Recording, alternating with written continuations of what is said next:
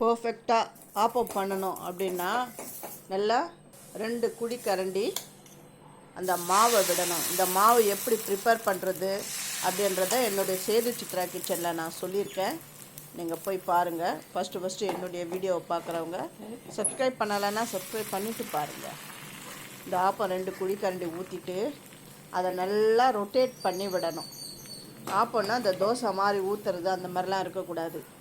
நடுவில் வந்து நல்லா மாவு திக்காக இருக்கணும். அந்த ஓரம்லாம் நல்லா கிறிஸ்பியாக இருக்கணும். அப்படி இருந்தால் தான் நல்லா பர்ஃபெக்டான ஆப்பம். இதை நல்லா நான் மூடி போட்டு வேக விடுறேன். இதை தோசை மாதிரி திருப்பிலாம் போடக்கூடாது. இது பாருங்கள், அந்த ஓரம்லாம் நல்லா கோல்டன் ப்ரௌனில் வந்துடுது. இப்போ நான் எடுக்கிறேன் பாருங்கள்.